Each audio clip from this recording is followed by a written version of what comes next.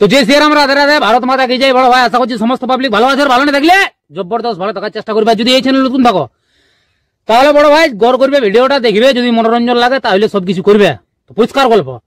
তো কাকা তুমি ইন্ট্রো লাগাও, সেই লেভেলের video. Namaskar. Welcome to my YouTube channel, Vivek Status Editing. please one like and one comment. Please support and share your friends. Review.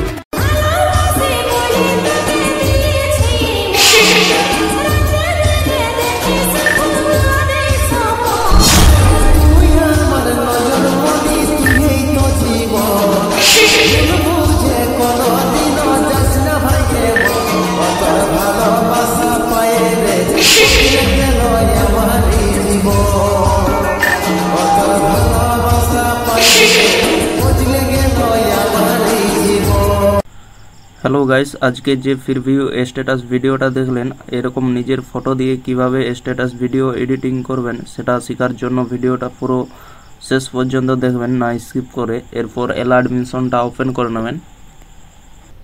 Open করে নেওয়ার পর নিচের দিকে দেখতে পাচ্ছেন প্রজেক্ট লেখাটা, এখানে টাচ করবেন। দিয়ে এখানে bitmap, song, photo and PNG, effect, এই তিনটি লিঙ্ক ভিডিও নিচে ডিসক্রিপশনে দেওয়া থাকবে, সেখান থেকে আপনারা ইনপুট করে নেবেন আপনাদের অ্যাডমিশনে। এরপর প্রথমে আসবেন ফটো অ্যান্ড পিএনজিতে। আসার পর এখানে টাচ করবেন। দিয়ে এখানে সিলেক্ট অল লেয়ার্স লেখাতে টাচ করে সিলেক্ট অল লেয়ার্স করে নেবেন। দিয়ে আবার এখানে টাচ করবেন। দিয়ে এখানে কপি 10 লেয়ার্স লেখাতে টাচ করে কপি করে নেবেন।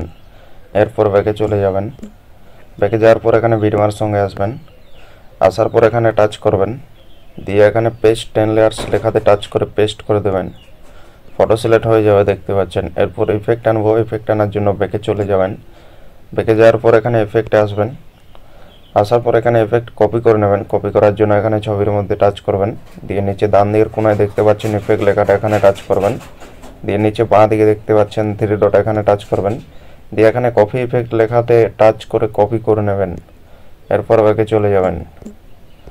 ব্যাকে যাওয়ার পর এখানে বিটমার্ক সঙ্গে আসবেন। আসার পর নিচের দিকে আসবেন। দিয়ে এখানে ছবির মধ্যে টাচ করবেন। দিয়ে এখানে নিচে ডান দিকের কোনায় দেখতে পাচ্ছেন ইফেক্ট লেখাটা, এখানে টাচ করবেন। দিয়ে নিচে বাঁ দিকে দেখতে পাচ্ছেন 3 ডট, এখানে টাচ করবেন। দিয়ে এখানে পেস্ট ইফেক্ট লেখাতে টাচ করে পেস্ট করে দেবেন। ভিডিও একদম কমপ্লিট হয়ে যাবে, দেখতে পাচ্ছেন।